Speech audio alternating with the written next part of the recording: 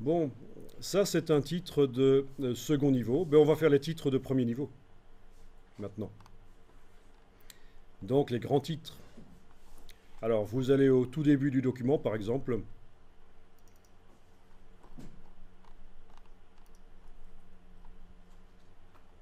Voilà, tout début du document. Vous mettez le curseur au début du paragraphe.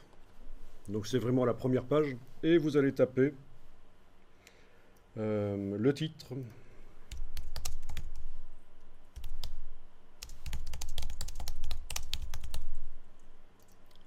Touche retour chariot. Ben, la grosse, oui, ce que j'appelle la touche retour chariot, c'est ce que vous appelez la touche entrée. Donc c'est la grosse touche sur le clavier en fait. Mais dans InDesign, on fait la différence. Donc touche retour chariot, c'est ça. Et la touche entrée, c'est ça. D'accord? Retour chariot, entrée. Parce que ça fait, dans InDesign, ça fait des choses différentes. Dans la plupart des logiciels, ça fait la même chose, mais pas dans InDesign. Donc c'est vraiment la grosse touche, donc la touche retour chariot. Et donc ça fait référence aux vieilles machines à écrire en fait.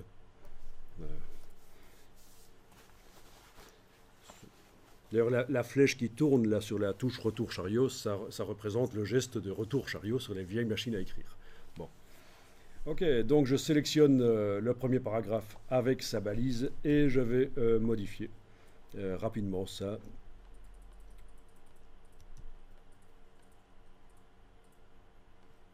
Ok, donc ça devrait être la même chose que précédemment. Désactiver la césure, faire un alignement à gauche, enlever le retrait de la première ligne. Voilà. Alors par contre, vous n'avez pas la fonction qui permet de faire en sorte que le titre s'étende sur plus d'une colonne, je pense, dans votre CS4 là. C'est l'option étendue de colonne dans le menu de la palette paragraphe. Et ça, c'est plutôt ennuyeux.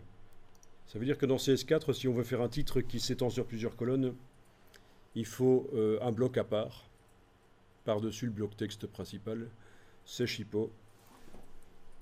Vous n'avez pas, hein, dans le menu de la palette paragraphe étendue de colonne. Eh non, ça doit être apparu avec CS6, en fait. Bon, ben, je vais pas le faire, alors, hein, puisque vous l'avez pas.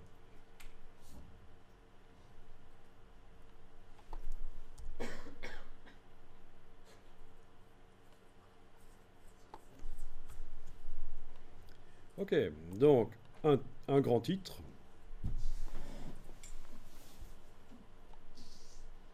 Qu'on pourra modifier après. Hein. Si le look n'est pas bon, ça peut se modifier après.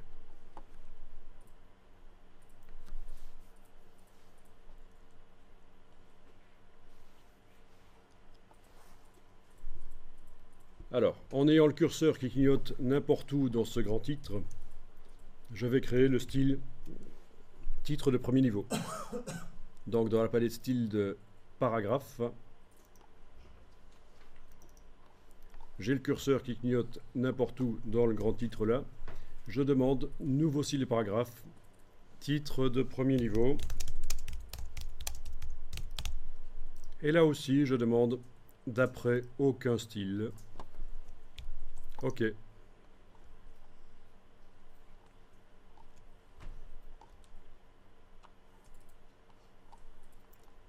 Bien. Je vais aller mettre un autre grand titre plus loin.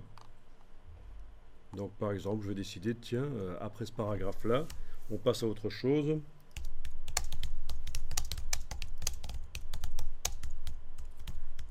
N'importe quoi. J'applique le style titre de premier niveau. Et voilà. Pas besoin de régler l'espace avant, je vais vous expliquer pourquoi. Bon, faites ça. Hein. Appliquez le style titre de premier niveau à un autre endroit du document. Donc j'en ai un au tout début. Et j'en ai un plus loin dans le document, au milieu du flux du texte.